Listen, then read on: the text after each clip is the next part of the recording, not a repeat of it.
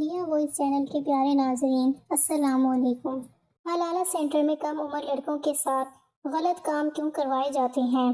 13 سالہ لڑکے نے جب 35 سالہ عورت کو حلالہ کے دوران 7 گھنٹے تک میں اپنے سابقہ شوہر مشتاق کے ساتھ ساہیوال کے حلالہ سینٹر پہنچی تھی، جہاں 50 سالہ ماسی جمیلہ نامی عورت منہ میں پان رکھے بڑی تیز نظروں سے ہم دونوں کو دیکھ رہی تھی۔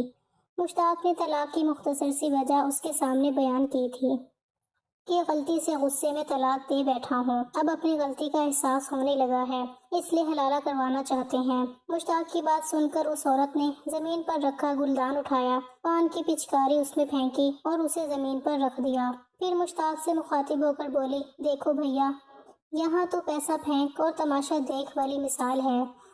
دیکھو جی، اگر تو حلالہ کنوارے لڑکے اور کم عمر لڑکے سے کروانا ہے تو 50,000 لوں گی، کیونکہ 13 سالہ بچہ نہ تجربے کار ہوتے ہیں، طلاق بھی جلدی دے دیتے ہیں، اور اگر جوان جہان مرد سے کروانا ہے تو 3 لاکھ لوں گی، اور وہ 1 ہفتے تمہاری بیوی کو اپنی زوجیت میں رکھے گا، یعنی مردوں کی شرط ہے۔ یہ سن کر میں اندر سے شرم سے پانی پانی ہوئی تھی۔ مشتاق کا چہرہ غصے سے سرخ ہوا تھا، کہنے لگا، یہ مجھے منظور نہیں۔ پھر اس ماسی جمیلہ نے گہری ٹھنڈی سانس بھری اور ایک البم ہمارے سامنے رکھ دی۔ اس میں 40 سے لے کر 60 تک کے مردوں کی تصویریں موجود تھیں۔ 2 لاکھ لیں گے اور 2 دن بعد طلاق بھی دے دیں گے۔ پھر کچھ آگے بڑھ کر بولی، میرے پاس نئے پٹھان لڑکے بھی کشمیر سے آئے ہیں، انہیں ابھی اتنی قیمتوں کا اندازہ نہیں ہے، اگر کہو تو 1 لاکھ میں بھی حلالہ کرنے پر تیار ہو جائیں گے اور طلاق بھی صبح ہوتے ہی دے دیں گے۔ حلالہ سینٹر تھا یا مردوں کا طوائف خانہ؟ میرا جی چاہا وہاں سے باہر بھاگ جاؤں، مشتاق سے کہوں کہ مجھے اس اذیت سے نہیں گزرنا، بس وہ مجھے میرے بچے واپس کر دے، میں اپنی زندگی اپنے بچوں کے ساتھ ہی بسر کر لوں گی۔ مشتاق نے 1 لاکھ جیب سے نکال کر رکھ دیے، کہنے لگے، پٹھان سے آج ہی نکاح کروا دیں اور کل صبح ہوتے ہی وہ میری بیوی کو طلاق دے دے۔ ماسی جمیلہ کی آنکھیں ان پیسوں کو دیکھ کر چمکی تھیں، کسی بھوکی شکاری کی طرح ان پیسوں پر لپکی تھی۔ جلدی سے پیسے اس نے پکڑے اور گننے لگی، لیکن مجھے یہ لگا کہ جیسے میرا دل کسی نے مٹھی میں لے کر دبوچ لیا ہو۔ مشتاق کے علاوہ آج تک کسی مرد نے میرا ہاتھ تک نہیں چھوا تھا، اور حلالہ میں کیسے کسی اور مرد کی سنگت میں وقت گزار سکتی تھی؟ میں نے مشتاق کی طرف بے بسی سے دیکھا تھا اور نفی میں سر ہلانے لگی، لیکن وہ اپنی نظروں سے ہی مجھ سے منت کر رہا تھا کہ میرے گھر بچوں اور میری خاطر یہ قربانی بھی تمہیں ہی دینی ہے۔ میں نے آنکھیں بند کی تو اپنے بچوں کے روتے ہوئے چہرے نظر آنے لگے، کئی آنسو میری آنکھوں سے نکل کر بہے تھے۔ کچھ ہی دیر میں مشتاق کی موجودگی میں ہی میرا نکاح ایک پٹھان سے کر دیا گیا۔ میں نے کس دل سے اسے قبول کیا تھا یہ میں جانتی ہوں۔ ماسی حلالہ سینٹر کے برابر میں ہی ایک کم قیمت ہوٹل بھی موجود تھا، جہاں مجھے حلالے کے نام پر ایک رات گزارنی تھی۔ وہیں ماسی جمیلہ مجھے کمرے میں لے گئی اور مجھے وہاں بٹھا کر واپس چلی گئی۔ میں یہ سوچ رہی تھی، کیا سچ میں یہ میری آخری آزمائش ہے یا مزید آزمائشوں کی شروعات ہونے والی ہے؟ عورت ہی کیوں آزمائش کی بھٹی میں ہر بار جلتی ہے؟ بیٹی کے پیدا ہوتے ہی اسے پرایا دھن کہہ دیا جاتا ہے۔ مائکے میں بیٹی کی پرورش کرتے ہوئے یہی کہتے ہیں کہ یہ تیرا گھر نہیں ہے، تیرا گھر تو تیرا سسرال ہے، اور سسرال میں سب کہتے ہیں یہ تیرا گھر نہیں ہے جو تیری منمانی چلے گی، اس لیے ہماری مان کے چل۔ شوہر کے ذاتی مکان میں رہتے ہوئے بھی وہ سمجھتی ہے کہ یہ میرا گھر ہے، اس لیے اس گھر کو سجانے سنوارنے میں خود کو بھول جاتی ہے، لیکن مرد کے 3 جملے اسے اس گھر سے بے دخل کر دیتے ہیں، اسے سمجھا دیتے ہیں یہ گھر بھی اس کا نہیں ہے جسے وہ اب تک اپنا سمجھتی آ رہی تھی۔ جس رشتے کی خاطر وہ ہر تکلیف کو سہ رہی تھی، وہ ایک لفظوں کی کچی ڈور سے ٹوٹنے والا نہایت ہی نازک سا بندھن تھا۔ میرے ساتھ ایسا ہی تو ہوا تھا، کیا نہیں سہا تھا میں نے ایک گھر بسانے کے لیے، لیکن مشتاق کے 3 جملوں نے مجھ سے تو جیسے میرے جینے کا حق تک چھین لیا تھا۔ مجھے یاد آنے لگا جب میری شادی مشتاق سے ہوئی تھی، وہ کتنا خوش تھا۔ مشتاق نے مجھے اپنے دوست کی شادی پر دیکھا تھا اور مجھ پر فدا ہو گئے تھے۔ ان کی والدہ اپنی بھتیجی لانا چاہتی تھی، لیکن مشتاق کی ضد کے سامنے مجبور ہو کر مجھے بس مشتاق کی پسند پر ہی لائی تھی۔ شادی کی رات مشتاق کی خوشی قابل دید تھی۔ مجھے اپنے سامنے دیکھ کر وہ یہ سمجھ نہیں پا رہے تھے کہ کیسے اپنی خوشی کا اظہار کریں۔ ایک بے یقینی سی کیفیت تھی مشتاق کی، اس کی تعریف کرنے کا انداز، اس کی محبت کا اظہار، مجھے یہ لگا کہ میں کوئی کسی سلطنت کی شہزادی ہوں۔ ایک رات میں مشتاق کی محبت نے مجھے خود پر اترانے پر مجبور کر دیا تھا۔ وہ مجھ پر یوں فدا تھا جیسے میرا عاشق ہو، میرا دیوانہ ہو۔ مجھے پا کر اس نے پوری دنیا کو مسخر کر لیا ہو۔ لیکن مرد کی محبت بھی بڑی عجیب ہوتی ہے۔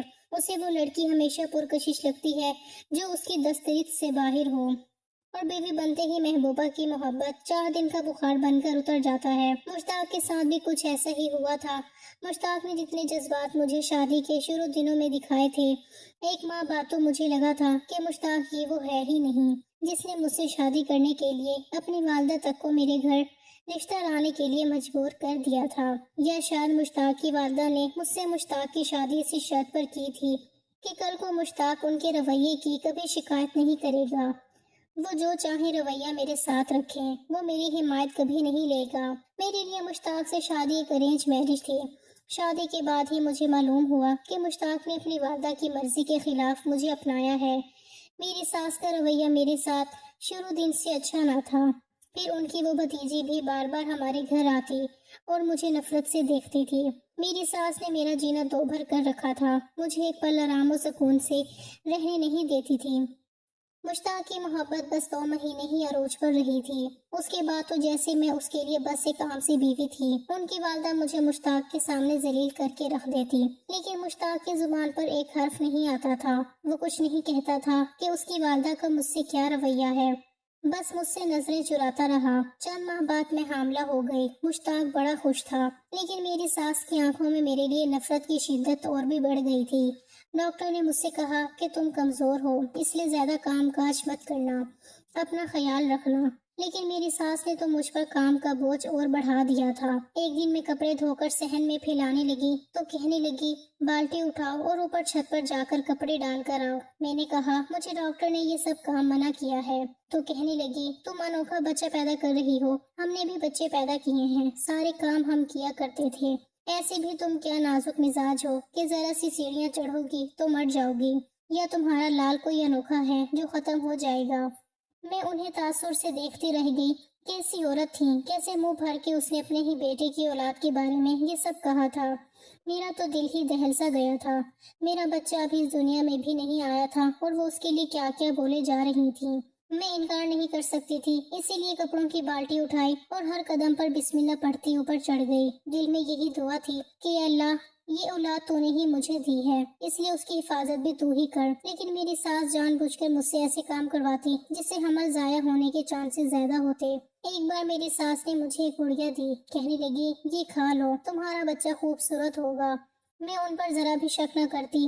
اگر انہیں میرے بچے ہونے کی خوشی ہوتی یا ان کا رویہ میرے ساتھ اچھا ہوتا، لیکن جیسا اب تک ان کا میرے ساتھ رویہ تھا، میرا دل شک و شبہات میں پڑ چکا تھا۔ لیکن مشتاق بھی سامنے بیٹھے تھے، کہنے لگے کھاؤ اسے فاطمہ۔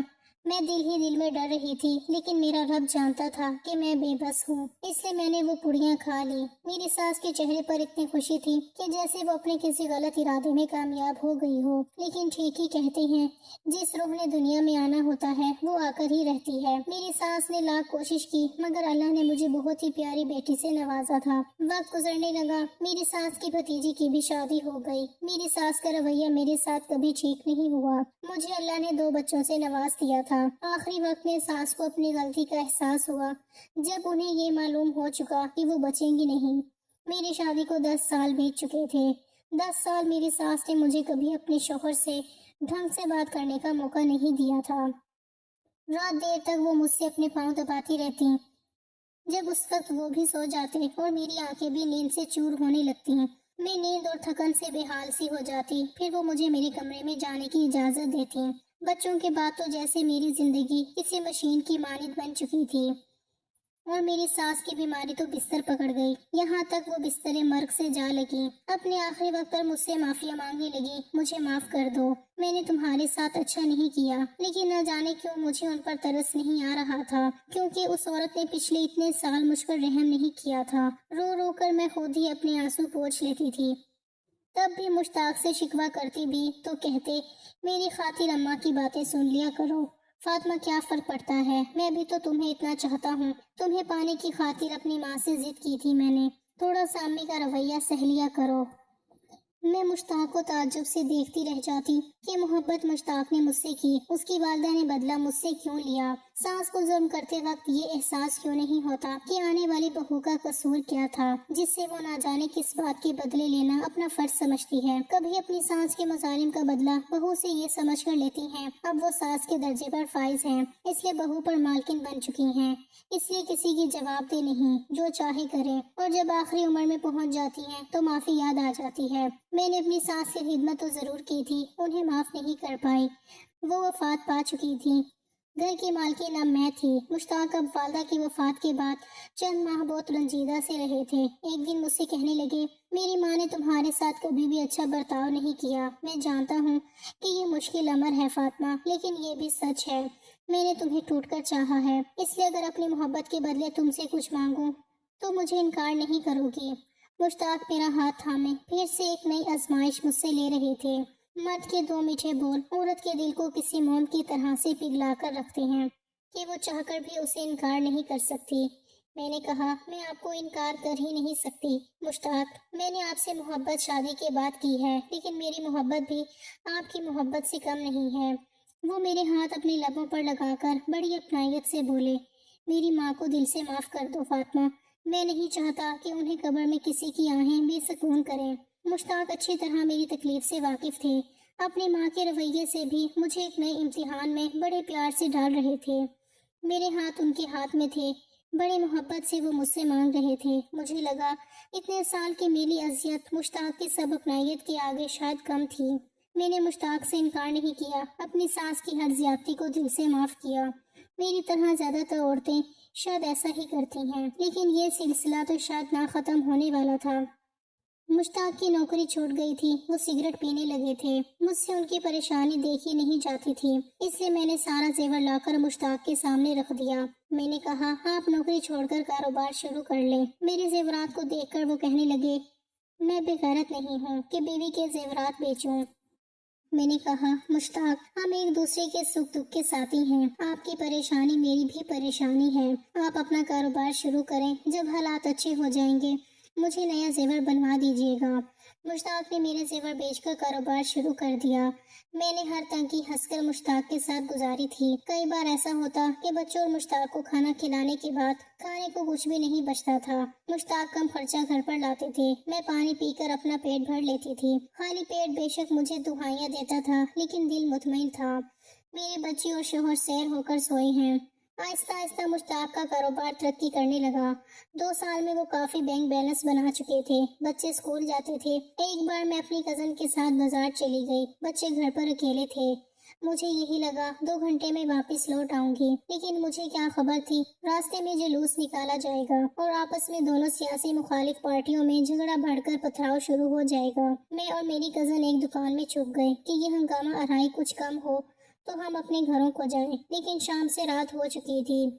میں فون بھی گھر سے نہیں لائی تھی، مجھے اندازہ ہی نہیں تھا اس مصیبت میں پھنس جاؤں گی۔ رات کے 11 بج چکے تھے، میرا دل بچوں کے لیے الگ پریشان تھا، مشتاق کا بھی۔ میں پریشان ہونے لگی تھی کیونکہ میں دوپہر کو سوئے ہوئے بچوں کو چھوڑ کر بازار کے لیے نکل گئی تھی کہ 2 گھنٹے تک لوٹ آؤں گی۔ بچے بھی بے خبر تھے کہ میں بازار گئی ہوں اور مشتاق مجھے گھر پر نہ پا کر نہ جانے کتنے پریشان ہوں گے۔ میں 12 بجے رکشے میں اپنے گھر پہنچی تھی۔ دروازہ مشتاق نے کھولا تھا، وہ غضبناک سی قہر بھری نظروں سے مجھے دیکھ رہے تھے۔ بچے سو چکے تھے۔ میں نے کہا، مشتاق میں بازار گئی تھی، لیکن وہاں ابھی میں مشتاق کو بتانے ہی لگی تھی کہ میرے ساتھ کیا بیتی ہے، انہوں نے میرے منہ پر زور سے تھپڑ مارا، کہنے لگے، مجھے تمہارا کوئی جھوٹا بہانہ نہیں سننا، جب سے میری ماں مری ہے تم تو آوارہ ہو گئی ہو، تمہیں نہ میرے گھر کی فکر ہے نہ ہی میرے بچوں کی پرواہ کہ وہ تمہارے پیچھے سے بھوکے رو رہے ہوں گے۔ میں گھر پہنچوں گا تمہیں نہ پا کر میرا کیا حال ہوگا،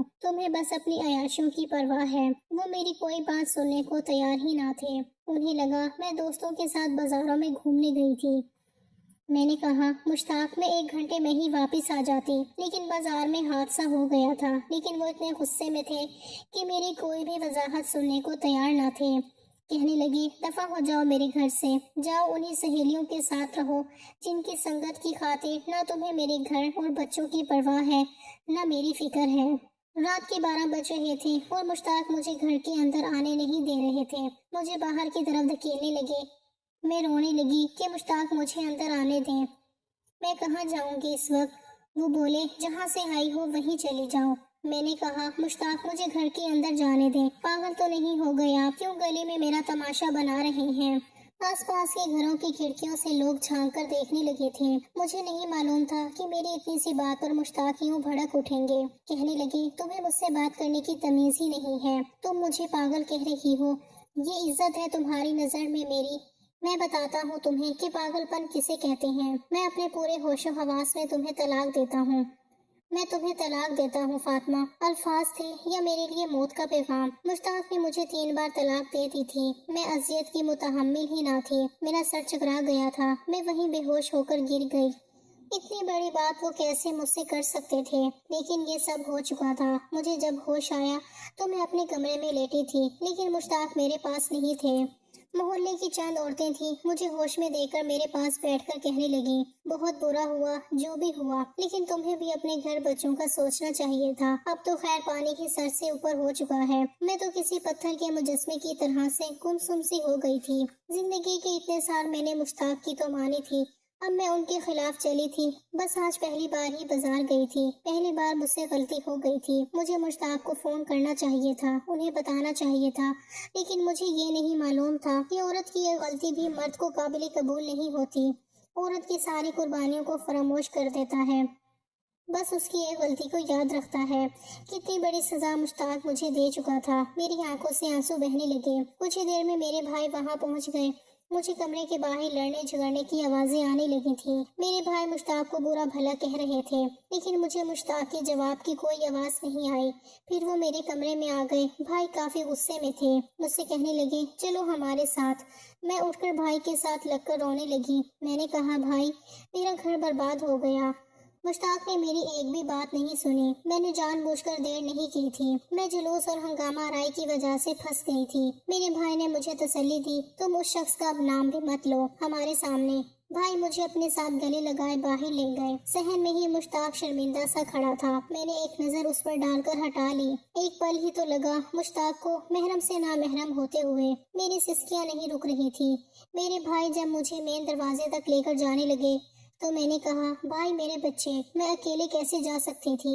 بھائی نے کہا وہ اپنے باپ کی اولاد ہیں، وہی انہیں پالے گا، تم چلو ہمارے ساتھ۔ یہ بات تو مجھ پر دوہری قیامت بن کر ٹوٹی تھی۔ میرا گھر اجڑ چکا تھا اور میرے بچے بھی مجھ سے بچھڑ گئے تھے۔ وہ کیسے میرے بنا رہ سکتے تھے؟ میں کیسے اپنے بچوں کے بنا رہ سکتی تھی؟ میں نے کہا بھائی میرے ساتھ ظلم مت کریں، میں اپنے بچوں کے بغیر نہیں رہ سکتی۔ لیکن بھائی مجھے زبردستی اپنے ساتھ لے کر مائکے آ گئے۔ ادھر جا کر بھی روتی ہی رہتی۔ میرے والدین حیات نہ تھے، 2 بڑے بھائی اور بھابیاں ہی تھیں۔ جب میں ان کے بچے دیکھتی تو میرا دل اپنے بچوں کے لیے ماہی بے آپ کی مانی تڑپنے لگتا۔ میں بلک بلک کر رونے لگتی۔ پتہ نہیں میرے بچوں نے کچھ کھایا بھی تھا کہ نہیں۔ چھوٹا بیٹا بس 2 برس کا تھا، وہ تو میرے بنا ایک پل نہیں رہتا تھا۔ 1 ماہ گزر گیا تھا، لیکن میرے آنسو خشک نہیں ہوتے تھے۔ مجھے پل پر اپنا گھر یاد آتا تھا۔ 1 ماہ بعد مجھے ایک انجان نمبر سے کال آئی۔ میں نے فون اٹھایا، میری بڑی بیٹی تھی۔ کہنے لگی ماما سبحان کو بہت تیز بخار ہے، آپ گھر آ جائیں۔ سبحان کی بات سن کر تو میرا دل تڑپ سا گیا تھا۔ میرے بچے کو بخار، میں اگر یہ بات بھائی سے کہتی تو وہ مجھے کبھی بھی جانے نہ دیتے۔ میں نے اس سے پوچھا کہ تمہارے بابا کہاں ہیں؟ تو کہنے لگی وہ گھر پر نہیں ہیں، مما آپ گھر آ جائیں۔ میں بھی ان دنوں بیمار تھی، اپنے کمرے میں پڑی رہتی تھی، اس لیے بھابھی سے یہ کہہ کر گھر سے نکل گئی کہ ڈاکٹر کے پاس جا رہی ہوں، لیکن گئی اپنے گھر تھی۔ دروازہ بیٹی نے کھولا تھا، میرے بچے صحن میں ہی تھے۔ مجھے دیکھ کر میرے ساتھ لپٹ گئے، رونے لگے۔ میں نے سبحان کو گود میں بھر لیا، اپنے سینے سے لگا لیا، وہ بخار میں تپ رہا تھا۔ میں نے کہا رکشہ باہر کھڑا ہے، تم میرے ساتھ چلو، میں تم لوگوں کے بنا نہیں رہ سکتی، میں کوئی نوکری کر لوں گی، کچھ بھی کر لوں گی، تم لوگوں کا خرچہ خود اٹھا لوں گی، لیکن تم لوگوں کے بنا نہیں رہ سکتی۔ میں بھی بچوں سے بات ہی کر رہی تھی جب ایک کمرے سے اس وقت مشتاق باہر آئے تھے۔ شیپ بڑھی ہوئی تھی، آنکھیں سوجی ہوئی تھیں، بکھری سی حالت میں، پہلے سے بہت کمزور لگ رہے تھے۔ میرے بچے بھی مرجھائے ہوئے تھے۔ اس کو دیکھ کر میں چپ سی ہو گئی تھی۔ میں نے اپنا رخ فوراً بدل لیا۔ بے شک میرا ان سے شرعی کوئی رشتہ نہ تھا، لیکن میرا دل تو انہی کے نام سے دھڑکتا تھا۔ اتنے سال کا ساتھ کوئی چھوٹی بات نہیں ہوتی۔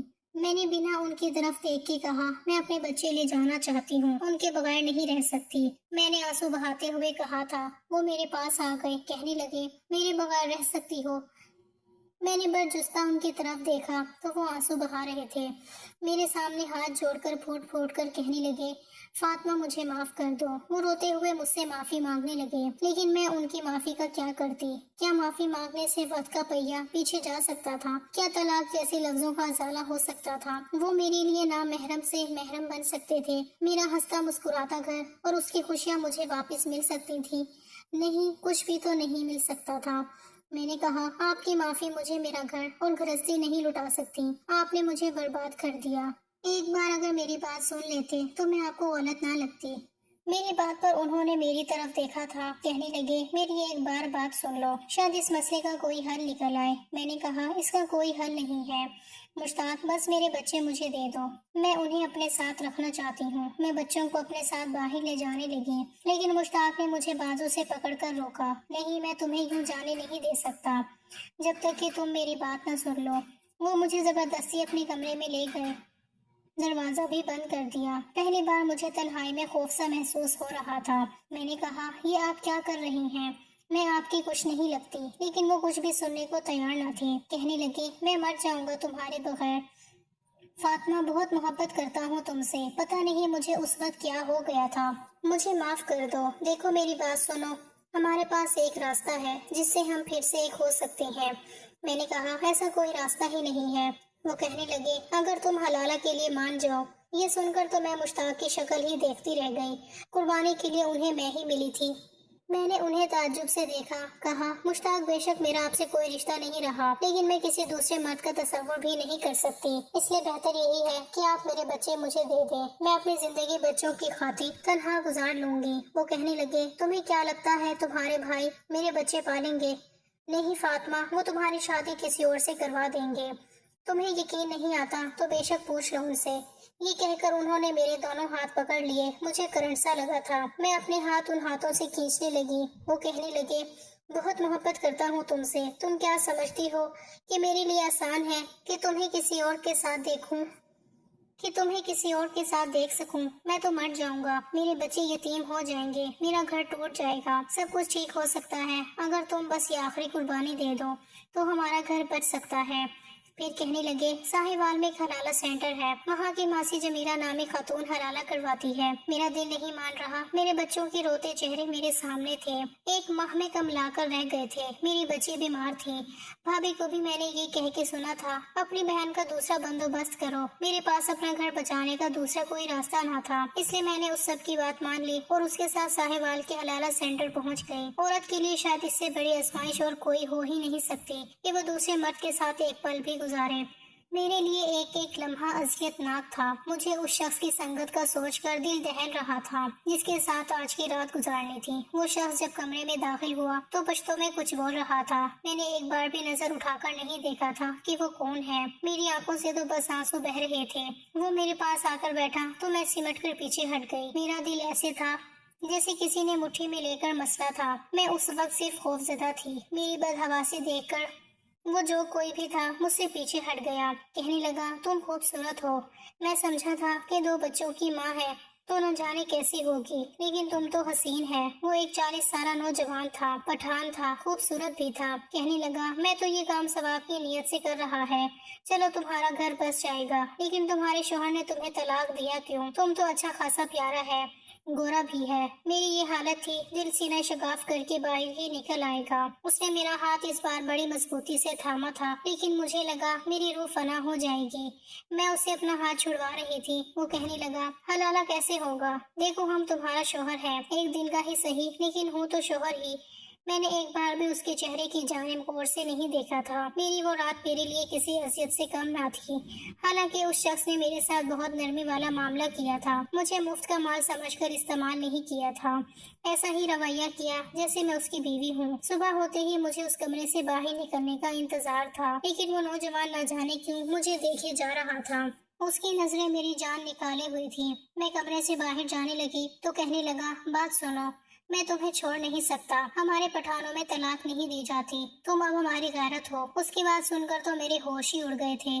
میں نے اسے حیرت سے دیکھا تھا۔ میں نے کہا، میرے میاں نے ماں سے جمیلہ سے بات طے کی تھی، میں تمہارے ساتھ رہنا نہیں چاہتی۔ کہنے لگا، ماں سے جمیلہ کون ہوتا ہے؟ بات طے کرنے والا۔ مجھے تم پسند آ گیا ہے۔